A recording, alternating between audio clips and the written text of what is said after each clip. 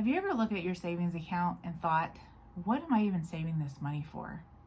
I knew what I was saving for when I was trying to reach plan A, but now that that didn't work out for me, what do I actually want my money to do? What do I want my future to look like? Maybe it's not a question you say out loud very often, but a lot of us have thought about that. I know that I have in my childless journey. I knew what I was working towards with my finances. And then when plan A didn't work out for me, I had to think about what I want plan B to look like. And then I had to think, how do I make my money work for my plan B? I'm Amanda White, a money coach who helps childless and child-free people create a financial life that reflects their values and what they want in their future, not what someone else's expectations are. For most of our lives, we had that script. We knew that we were supposed to grow up, get a career, get married, have kids, watch them grow up, and the cycle continues. And then one day we get to retire and we get to enjoy our grandkids. But that's not how it worked for us. We knew what we were saving for in that script, but now we're not sure what we're supposed to save for because we're not sure what we want our future to look like. One thing I've learned both personally and through conversations is that when we lose the future we expected to have, we're not just grieving one thing. We're grieving a whole collection of things. We're grieving experiences and milestones we thought we would have. We're grieving an identity that we thought was our future. We're grieving the story that we thought we would tell at the end of our lives. And what surprised me most is how much of that reflects how we look at our money. On the surface, grief and money don't seem to be connected, but they really are. And at some point we start asking questions like, what am I saving for? Who am I building this future for now that I'm not going to have kids? What does my retirement look like for me now? Is it even okay to spend money on myself? Is it okay to dream about something completely different? And all of those are fair questions. A lot of us assume that because we're paying our bills and we're contributing to retirement accounts, that everything is fine. And maybe financially it is, but we feel like something is off. Underneath it, we're just disconnected. We can feel untethered, and we feel like maybe we're just moving around money without a clear sense of why. One of the biggest misconceptions I see is the belief that once plan A is gone, we're supposed to immediately come up with a plan B. It's supposed to be so easy just to decide, okay, plan A didn't work, now we're going to create a new dream. We're going to set some new goals and we're just going to move on.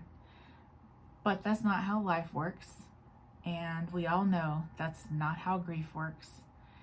But before we can create a financial plan, we have to acknowledge that something was lost. We can miss the things that didn't happen. We can wish things had turned out differently, but we can still move forward. The other thing I've learned is that our financial purpose doesn't have to look like anyone else's. We don't need children to have meaningful reasons to save money.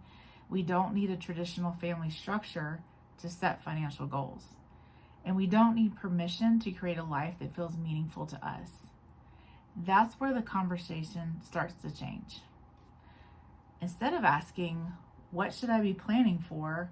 Let's ask, what do I want my life to look like now?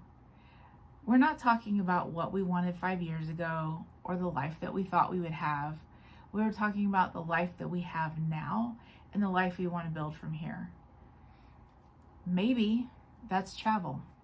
Maybe it's more freedom in your career or a complete career change. Maybe it's having the flexibility to work less someday or creating a home that you love. Maybe it's supporting causes you feel deeply about and building a strong community around you. Or maybe it's simply creating enough financial security that you can breathe easier. There's not a right answer, and you can have several answers at the same time. The goal isn't to replace our plan A. The goal is to create a future that feels meaningful to us now. If it's something you've been struggling with, I'd like to give you a simple example. Grab a piece of paper and write down this question. If money were supporting the life I want now, what would it be helping me create?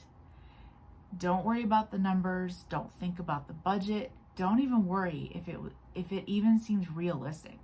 Just write it down and see what comes up. And you might be surprised by your answer.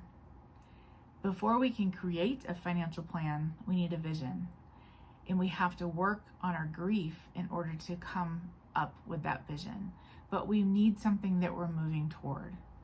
But the vision doesn't have to look like everyone else's. It is yours only.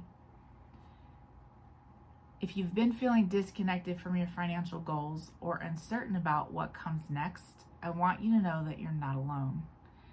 Many of us are trying to figure this out.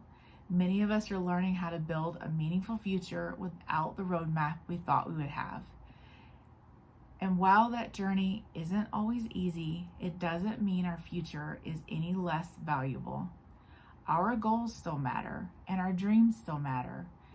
And our money is a tool for creating the life that feels purposeful, intentional, and aligned with who we are today. I'd love to hear from you in the comments. Have you ever found yourself asking, what am I saving for? And if so, what answer are you discovering for yourself now? Thanks for being here, and I'll see you in the next video.